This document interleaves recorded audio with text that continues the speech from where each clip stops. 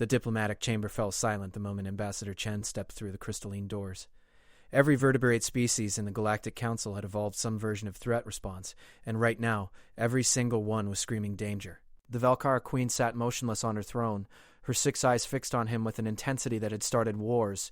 Her mandibles clicked once, a sound that, according to the translation files Chen had memorized during the 3-month journey here, could mean anything from casual acknowledgement to imminent disembowelment. Chen's escort, a young Valkyra named Scarix, had gone rigid beside him. The translator bud in Chen's ear picked up Scarix's barely audible whisper. "She's never looked at anyone like that before." The Queen's chamber guard, 12 warriors in ceremonial armor that was no less lethal for its artistry, shifted their weight. Chen recognized the motion from his briefing materials. They were preparing to strike. The air itself seemed to thicken with pheromones he couldn't consciously detect, but his hindbrain definitely registered his predator in range.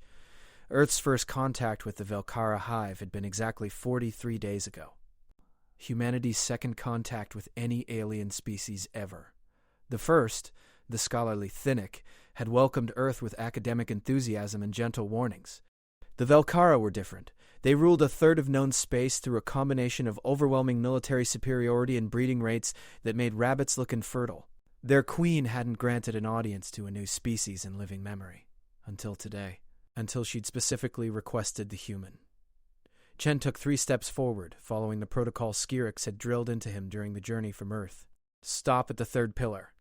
Bow once, briefly. Wait for acknowledgement. Speak only when... The Queen's voice came from everywhere at once, translated into Mandarin by systems Chen only half understood. Her smallest eyes, the ones used for detail work, focused past him. Chen's heart stopped. He turned slowly. May stood in the doorway, her small hand still gripping the edge of the crystal door. She was 7 years old, supposed to be with the ship's education officer, and currently violating approximately 50 different first contact protocols. "I'm sorry," May said in clear, unafraid English. Chen forgot his medicine, and I thought he might need it for his head. Scarix made a sound like steam escaping from a cracked pipe.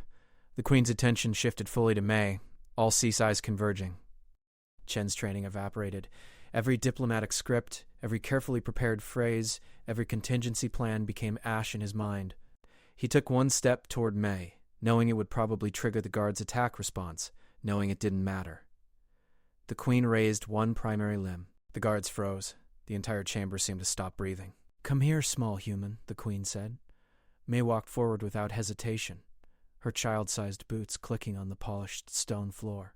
She passed Chen, patting his hand briefly, and continued until she stood directly before the throne. Chen's pulse hammered in his ears. In his peripheral vision, he could see Skyrex's face had gone completely pale, a color Chen hadn't known the Valkyra could turn. May held up a small bottle. "He gets headaches when he's nervous. My mom says always remember medicine because bodies are important." The Queen leaned forward, bringing her head level with May's. At this distance, the child stood within easy reach of mandibles that could shear through steel. One of the Queen's smaller limbs extended, delicate despite its armored plating, and touched the medicine bottle gently. "Your mother is wise," the Queen said. "Bodies are important. Why are you not afraid?" May tilted her head, considering. "Skyrex said you were the most important person in the galaxy. Important people are usually nice once you talk to them. The mean ones don't last long." Something changed in the chamber. The pheromone pressure shifted. The guard's posture eased fractionally. The Queen's mandibles moved in a way that made Skyrex inhale sharply. "She's pleased," Skyrex whispered, barely audible. "The Queen is pleased." 43 days since first contact. 43 days of careful diplomacy, precise language, exhaustive preparation. And a 7-year-old girl with a bottle of headache medicine had just accomplished something that might reshape humanity's place in the galaxy. The Queen straightened, her attention returning to Chen. "Your child speaks truth plainly. This is unusual among diplomatic species. They send their best liars and call it wisdom." She paused, her mandibles clicking in a rhythm Skyrex's whisper identified as deep thought. "But you brought genuine concern to my chamber. You brought care for the weak. You brought honesty." One of her secondary limbs gestured, and a smaller throne materialized from the floor beside her own. "Sit, Ambassador Chen. Let us discuss what humanity wants from the stars. Your child may remain. She sees more clearly than you do." The galaxy held its breath as a human diplomat sat beside an alien queen and a 7-year-old child explained why kindness mattered more than protocol. The negotiations lasted 6 hours. May sat on the steps below the queen's throne drawing pictures on a datapad borrowed from one of the guards. The warrior had hesitated only a moment before handing over the device, watching with what Chen was beginning to recognize as cautious fascination as May sketched the chamber in simple lines. Every so often, the queen would pause mid-sentence to observe what May was drawing, her smaller eyes tracking the child's hands with an intensity that should have been frightening but somehow wasn't. Chen discussed trade routes, cultural exchange, defensive pacts, standard first contact framework. But the queen kept redirecting him with questions that had nothing to do with economics or military capability. "How do you humans select their leaders?" she asked. "We vote," Chen explained. "Citizens choose based on who they believe will serve them best, and if the leader fails, we choose another in the next cycle." The queen's mandibles moved in that pleased gesture again. "You permit failure without death. Interesting. The Velkara do not." Skyrix, standing at formal attention beside Chen's borrowed throne, trembled slightly. Chen had learned during their journey that Skyrix was considered young by Velkara standards, barely 90 cycles old, young enough to be curious about other species, young enough to volunteer for the insane assignment of escorting the first human to the Hive throne, young enough to be terrified of what the queen might decide. "Your Majesty," Chen said carefully, "may I ask why you requested to meet humanity so quickly?" The Thinnic told us that most species spend decades in observation before formal contact. Her secondary eyes continued watching May. "Because the Thinnic are scholars and we are warriors. They study, we decide. When my scouts brought word of a species that landed one of their own on a lifeless rock just to prove they could, I knew humans would be interesting or irrelevant. Interesting species we must know. Irrelevant species we can ignore. And which are we? I am still deciding." May looked up from her drawing. "Are you deciding if you like us?" The guard shifted. Scarix made that steam pipe sound again. The queen tilted her head, studying May with what Chen was starting to understand was genuine curiosity. "I am deciding if I like you." "Oh." May considered this, then went back to her drawing. "That's okay. My teacher says first impressions take time." The queen's mandibles clicked rapidly. Scarix whispered urgently, "She's amused." "Ambassador, the queen is amused. This doesn't happen." Chen felt sweat prickling his spine despite the chamber's perfect climate control. Earth's entire diplomatic strategy had been built on careful respect, measured responses, and absolute adherence to observed protocols. May was operating on 7-year-old logic and somehow doing better than 3 months of expert preparation. "Tell me about your child rearing," the queen said, abruptly. "How do humans raise their young?" Chen blinked at the shift. "We protect them, educate them, try to prepare them for adulthood while keeping them safe." "For how long?" "Though many stay with family longer." The queen leaned back. Her largest limbs, the ones that could crush stone, rested gently on her throne's arms. 18 years of protection before they must survive alone. The Velkara give 3. Our young either adapt or die. The strong survive. The weak are released to the soil. She looked up, frowning. "That's sad. What if someone's just a late bloomer? My friend Tommy couldn't read until he was 7, but now he's the best in our class." The silence that followed was absolute. Chen's training screamed at him to intervene, to smooth over the implicit criticism, to salvage the diplomatic disaster. But something in the queen's posture stopped him. She was utterly still, all 6 eyes on May. "Late bloomer," the queen repeated slowly. "Explain." Mai set down the stylus. Sometimes people need more time to get good at stuff. Tommy's brain just worked different. Miss Sarah said everyone has their own speed for growing. She said the mean kids who made fun of Tommy for being slow were actually the dumb ones, because they couldn't see what he'd become. The queen's mandibles moved through a complex sequence. Skirix's whisper came faster.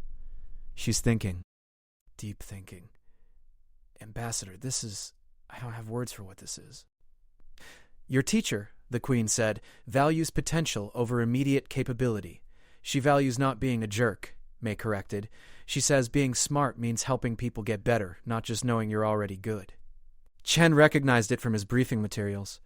The warrior was turning to better observe the queen's reaction. Not threatening, observing. Waiting to see which way this unprecedented situation would tip. The queen stood. Every guard came to immediate attention. Skyrex dropped to one knee. Chen, following instinct more than protocol, remained seated but bowed his head. May didn't move. The queen walked down the steps from her throne, each footfall precise and controlled. She stopped directly in front of May, towering over the child. Her shadow engulfed the small human completely. "You do not fear me," the queen observed.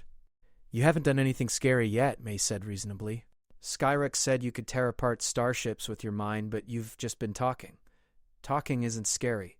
"I cannot tear apart starships with my mind," Skyrex exaggerated. Maya glanced at Skyrex, who had gone even paler. "Did you lie to me? I may have enhanced certain details for diplomatic effect," Skyrex managed. May looked back at the queen. "Can you tear apart anything with your mind?" "I command those who can tear apart many things with their bodies. This is different." "That's still pretty cool," May decided. She held up her datapad. "I drew you. Want to see?" The queen's smallest limbs extended, taking the datapad with surprising gentleness. She studied the drawing in silence. Chen couldn't see it from his angle, but he watched the queen's face with desperate attention, trying to read alien expressions with insufficient cultural context. "You made me beautiful," the queen said finally. "You are beautiful," May said matter-of-factly. "Skyrex showed me pictures of Velkara art, and you look just like the statues. Beautiful means something matches what it's supposed to be perfectly. You're definitely that." The queen returned the datapad. When she spoke again, her voice carried throughout the chamber with unmistakable authority. "Ambassador Chen, I have decided." His mouth was dry. "Earth's future with the Velkara hive, possibly Earth's future period, hinged on the next words. Humanity is interesting," the queen said. "You will be granted provisional alliance status. Your ships may traverse Velkara space, your merchants may trade in hive markets, your diplomats may speak in council chambers." She paused, all six eyes on May. "And your children may visit my court whenever they wish. I find that perspective valuable." The galaxy held its breath. The news reached Earth before Chen's ship completed the docking sequence. Provisional alliance with the Velkara hive, full trading rights, military non-aggression pact, cultural exchange programs.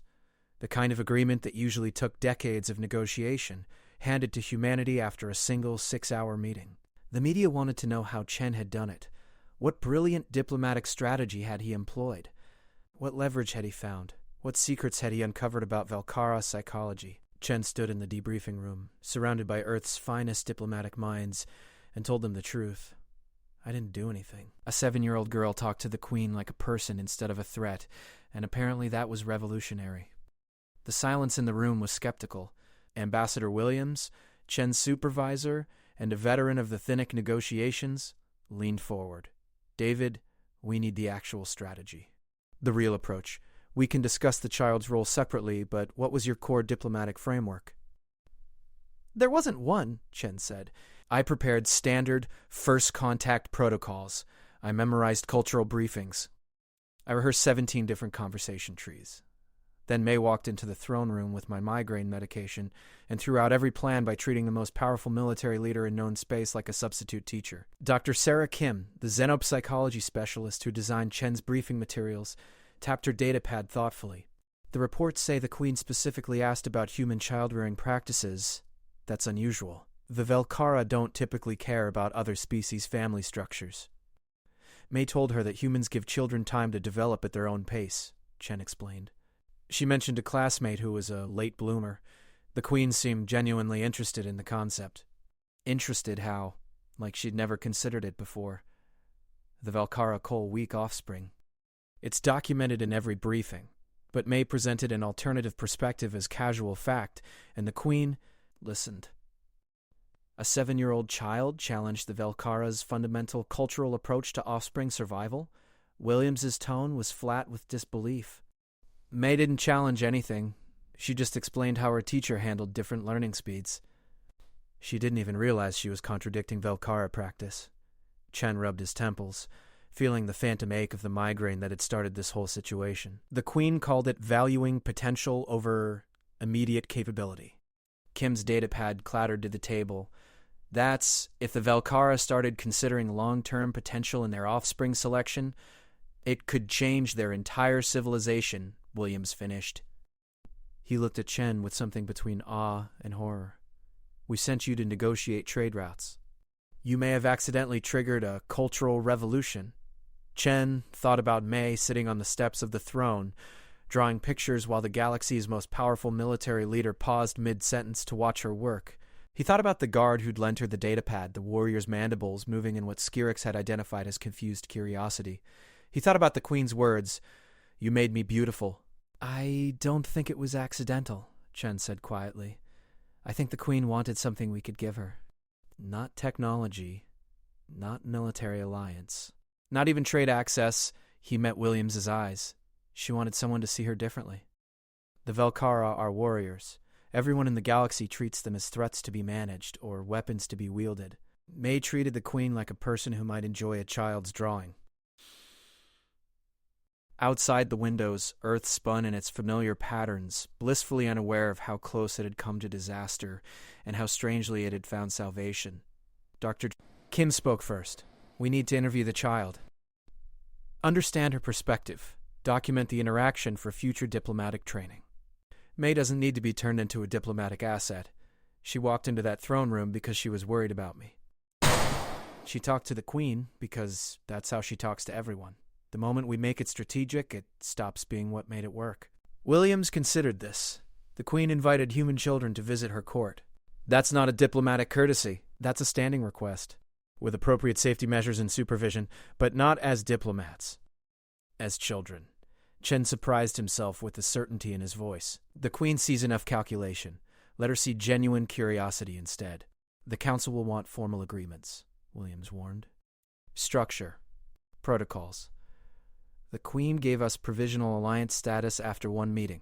I think she's comfortable operating without excessive structure." Chen pulled up the official report on his own datapad. Skyrex sent a follow-up message. "The Queen has ordered a review of Velkara child-rearing practices. She's appointed a commission to study alternative development frameworks. Apparently it's causing significant debate among the Hive leadership." Kim whistled softly. "We really did accidentally trigger a cultural shift. Maybe the Queen was already questioning her culture's approach. Maybe she just needed permission to think differently.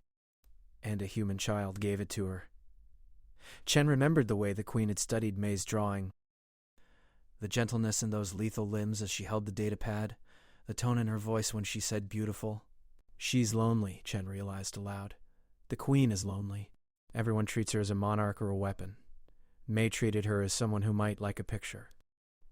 The debriefing room processed this. The most powerful military leader in known space, commander of fleets that could sterilize planets, ruler of billions, was lonely. And a 7-year-old human had seen it without trying. William stood slowly. "I need to brief the Secretary General. This changes our entire approach to Velkara relations." He paused at the door. "Good work, David, even if you have no idea what you actually did." After the room cleared, Chen sat alone with his thoughts. His datapad chimed. Personal message, high-priority encryption. From Skyrix.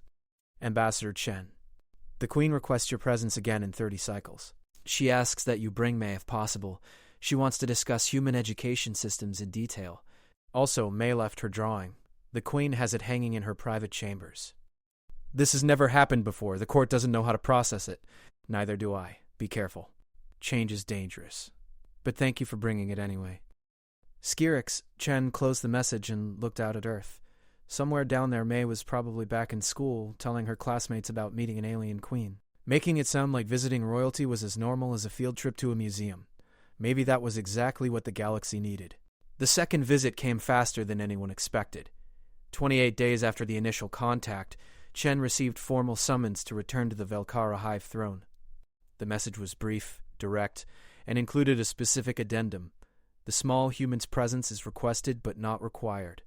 Chen found Mei in the ship's education center, building a model of the Velkara throne room from recycled meal containers. Her teacher, Miss Sarah, the same one Mei had quoted to the Queen, looked up with a mixture of pride and concern. "Mr. Chen," Sarah greeted. "Mei's been telling us about your meeting. I hope I didn't cause any diplomatic incidents with my teaching philosophy." "You may have started a revolution," Chen said honestly. "The Queen wants to talk about human education. Are you interested in coming?" Sarah's eyes widened. "To the Hive throne? Me? The Queen's interested in how we raise children. You're better qualified than I am to explain it. Is the Queen okay?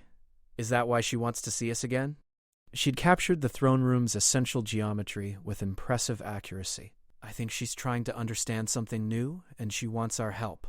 What's she trying to understand? How to be different than she's always been.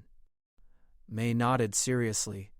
That's hard, Tommy said when he was trying to learn to read. The hardest part wasn't the letters. It was believing he could be someone who reads. His brain had decided he was bad at it, and changing your mind about yourself is really hard. Sarah met Chen's eyes over May's head. The teacher's expression was complicated. That's remarkably insightful for a 7-year-old. This is good at understanding how thinking works. The late bloomer, Chen remembered. He's going to be a brain scientist when he grows up. He says if his brain worked different, probably lots of people's brains work different, and he wants to help them figure out their own brains. May added another container to her model. Is the Queen trying to figure out her own brain? Maybe her whole species' brain? Chen said.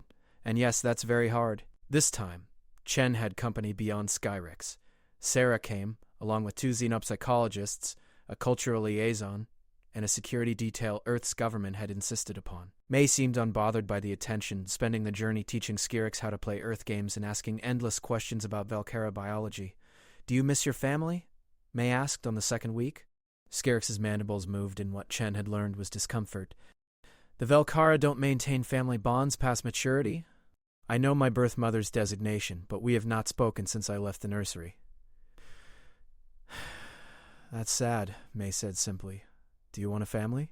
Want is not a concept I was raised to consider. But do you? Yes, the young Valkyra finally said. I think I do. Sarah sat beside him, taking notes on her datapad. She's doing it again, the teacher murmured. Doing what? Asking the questions that make people examine what they've always accepted. Sarah's stylus moved across the screen. Most children do this naturally. They haven't learned which questions are supposed to be off limits. But May's particularly gifted at it. She doesn't challenge. She just wonders aloud.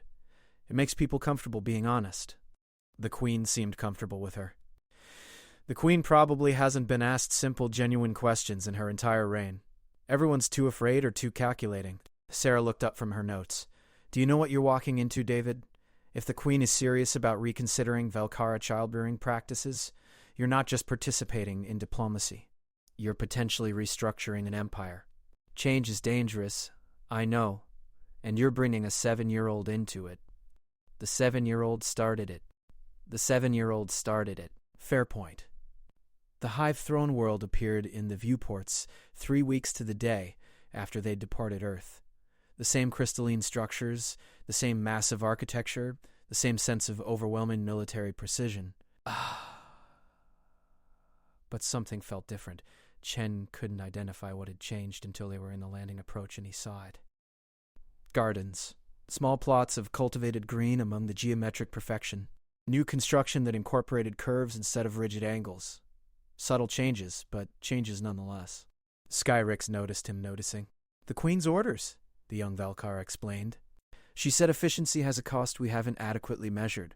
She ordered aesthetic considerations integrated into new construction. The architects are very confused. How does the rest of the hive feel about it? Chen asked.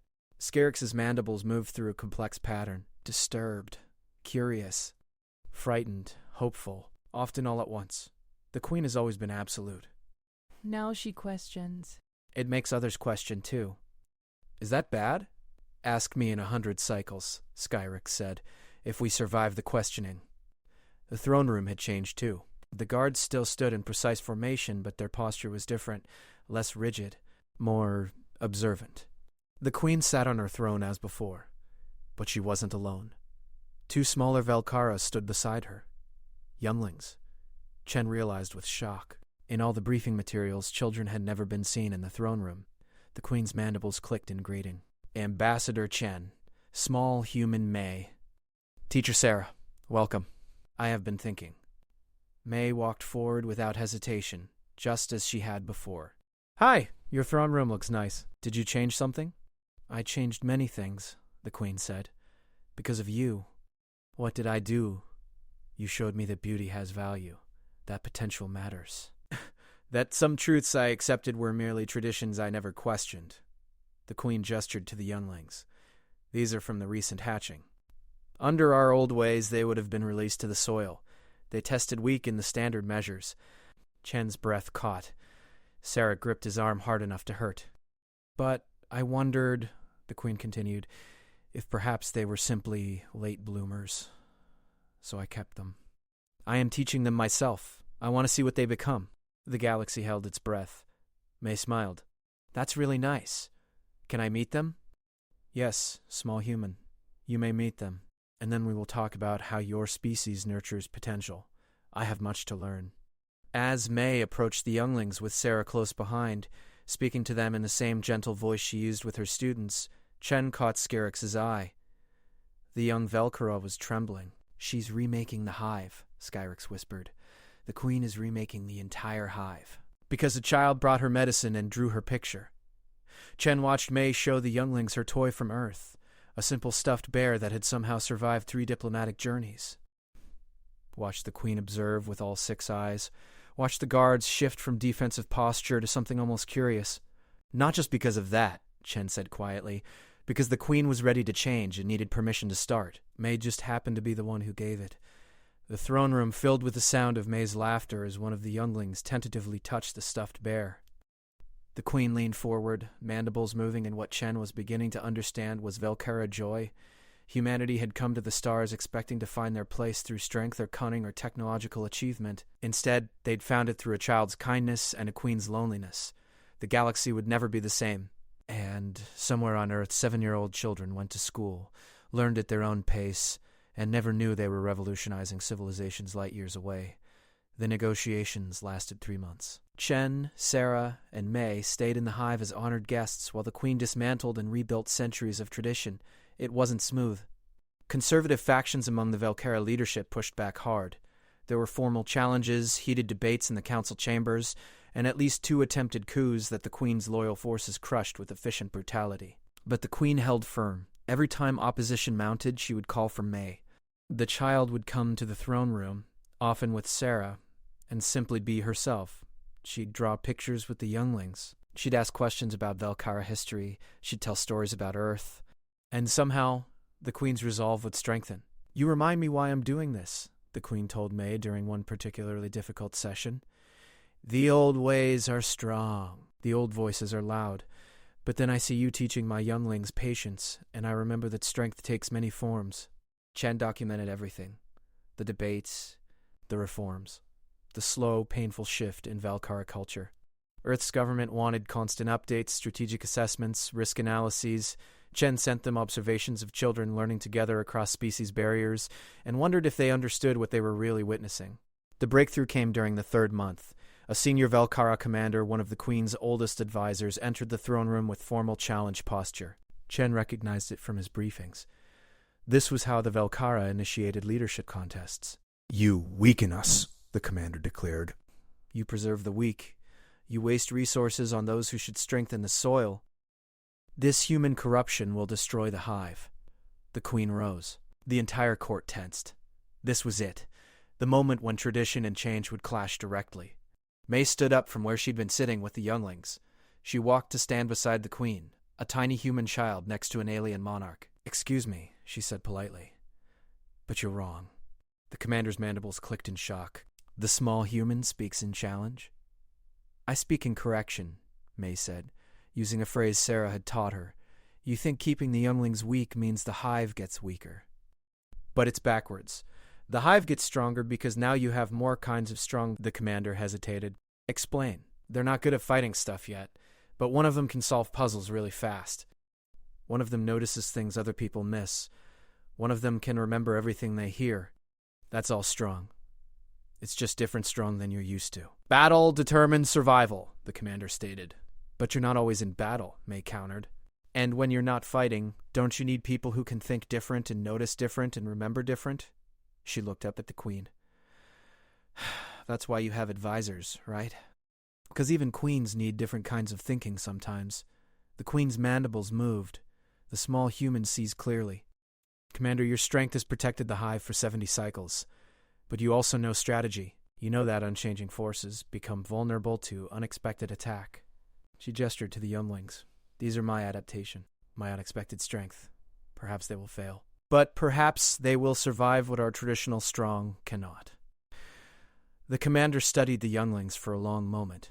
Then his posture shifted slightly. Not submission, but consideration. I will observe this experiment, he said finally. If the weak tested prove valuable, I will acknowledge error. If they fail, you will acknowledge waste. Agreed, the Queen said. The commander turned to leave, then paused. He looked at May. Small human, you challenge with respect. This is warrior behavior. You may sit in council chambers if you wish. After he left, the Queen settled back on her throne. You defended my choice, she said to May. It wasn't even hard, May replied. Everyone knows different kinds of people make groups better. That's why my class has the reading kids and the math kids and the building kids. We all help each other. Sarah, standing quietly in the background, caught Shen's eye. Her expression said everything. This child is teaching them collaboration. Basic human sociology.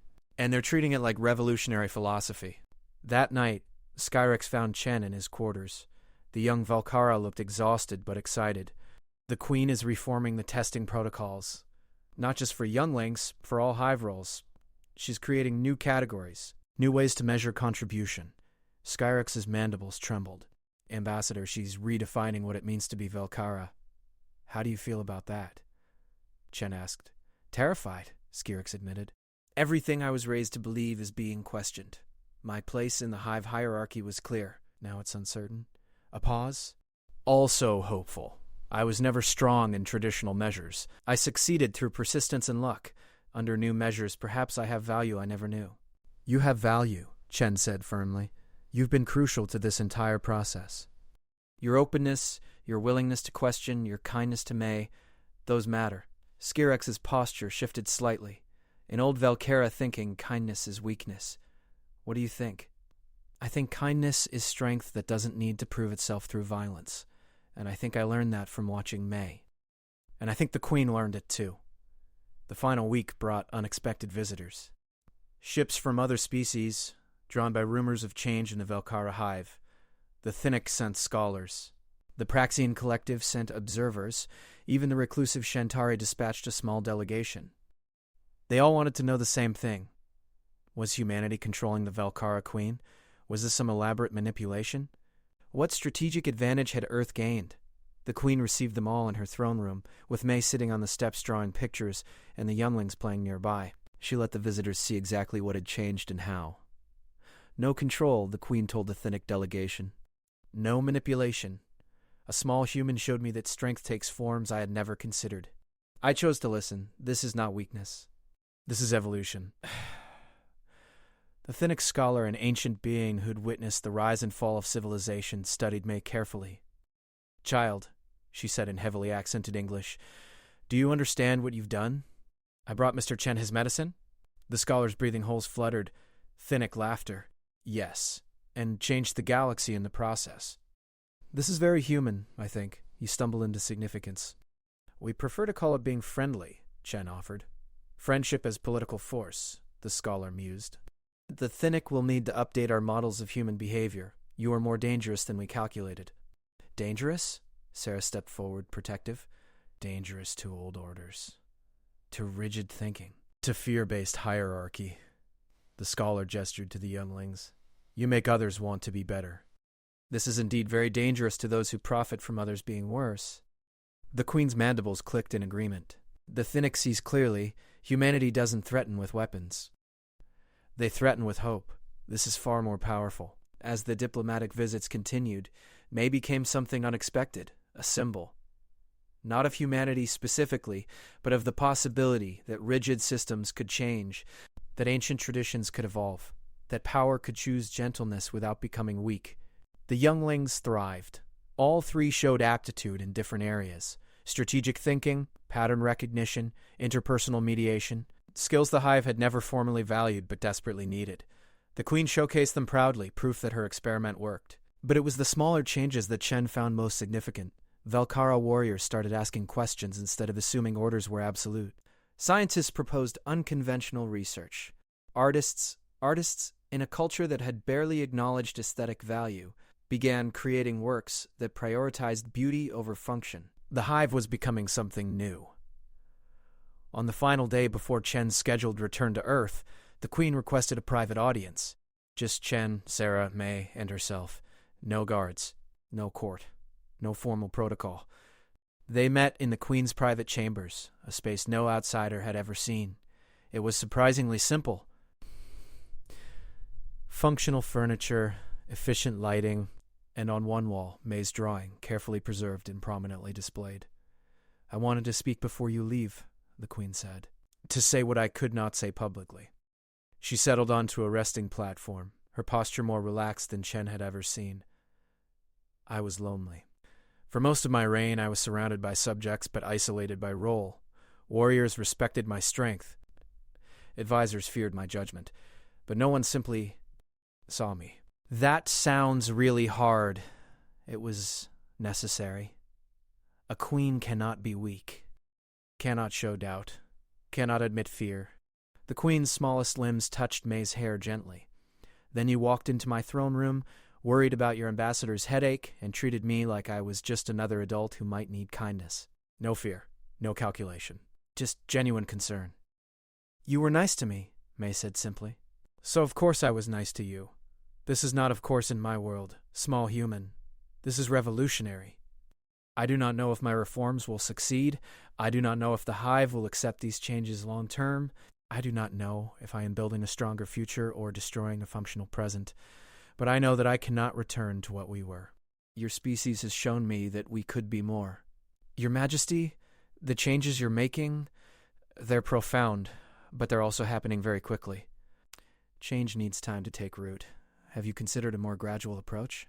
"The Velkara do not do gradual," the Queen said. "We commit completely or not at all. This is both our strength and our greatest vulnerability." Her mandibles moved in what Chen recognized as rueful acknowledgement. "I am gambling my reign on human wisdom given freely by a child. This seems unwise by traditional measures.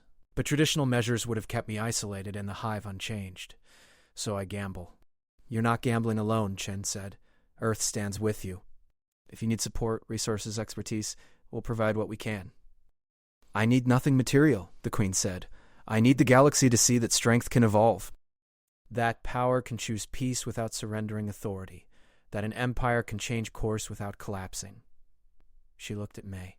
"I need others to see what you saw, that someone can be powerful and lonely, traditional and uncertain, strong and still growing." Mai leaned against the Queen's side. "You're a late bloomer too," she said. "Just with being nice instead of with reading." The Queen's mandibles moved through the pleased gesture, then continued into something more complex. Chen didn't have a translation, but the emotion was clear. Joy, sadness, hope, uncertainty. All the feelings that, until recently, the Velkar Queen had never allowed herself to show. "Yes," the Queen said quietly. "I suppose I am." They sat together in comfortable silence, an alien queen and a human child, while Chen and Sarah witnessed something that would reshape diplomatic theory for generations. Genuine friendship across species, freely given and honestly received. Not a military display, not a formal ceremony. Just thousands of Velkara, watching silently as humanity's representatives left their world. May waved from the viewing port until the planet was too small to see. Then she turned to Chen and asked, "When can we visit again?" "Whenever the Queen invites us," Chen said. "She will," May said with absolute confidence. "We're friends now. Friends visit each other." "That simple? Why make it complicated?" May returned to her drawing, sketching the hive throne room from memory. Chen watched Earth's star grow brighter in the viewports and thought about everything that had changed. Humanity had entered the galactic stage expecting to prove their worth through achievement or innovation or strategic value. Instead, they'd proven it through a child's simple kindness and a teacher's basic wisdom about letting people grow at their own pace. The Thinnic scholar had called it dangerous. Maybe she was right. Maybe hope was dangerous. Maybe showing that change was possible threatened everyone who benefited from things staying the same. But as Chen looked at May, contentedly drawing, while Skirix watched over her shoulder, asking questions about Earth art styles, he thought maybe that was exactly what the galaxy needed. A little danger. A little hope. A little reminder that even the most rigid systems could evolve if someone was brave enough to try. The Queen's message reached them 3 weeks into the journey home. Audio only, no video. Just her voice, translated into English by systems that were getting better at capturing the emotional nuance. Ambassador Chen, Teacher Sarah, Small Human May. I wanted you to know, the Council has formally adopted the new testing protocols. All younglings will now be evaluated across multiple capability measures. The weak tested from this cycle will be preserved and educated. The Hive has chosen evolution over tradition. A pause. This would not have happened without you. The galaxy will never forget that humanity taught the Velkara how to change. And I will never forget that a small human taught me how to see beauty. Another pause, longer. Visit again when you can. My younglings ask about May constantly. They want to learn more games, more stories. More of what makes humans human. One final pause. Thank you. For the medicine. For the picture. For showing me that queens can be lonely and that admitting it is not weakness. Be well, my friends. The message ended. May looked up from her drawing. We should bring her more pictures, she said. Queens probably don't get a lot of presents. 3 months of diplomatic tension, revolutionary social reform in near coups, and May's primary concern was that the Queen needed more presents. We'll bring her a whole gallery, Chen promised. And maybe some of Tommy's writing, May added. He finished his first chapter book. The Queen would probably like it. It's about someone learning they're braver than they thought. Sarah wiped her eyes. That seems appropriate. The journey home continued. Earth grew larger in the viewports. News of their success preceded them. Humanity's unexpected diplomatic triumph. The child who changed the galaxy. The Queen who chose evolution. But Chen knew the real story was quieter than that. It was about loneliness finding connection. About rigid systems discovering flexibility. About a child who brought medicine and accidentally brought hope. The galaxy held its breath, waiting to see if the Velkara reforms would last. Waiting to see if other species would follow their example. Waiting to see what humanity would do next. Chen looked at May, now teaching Skirix how to draw proper Earth-style flowers, and thought maybe they were asking the wrong questions. Maybe the question wasn't what humanity would do next. Maybe it was what the galaxy would become when friendship mattered more than power. And maybe, just maybe, a 7-year-old drawing pictures had shown them all the answer.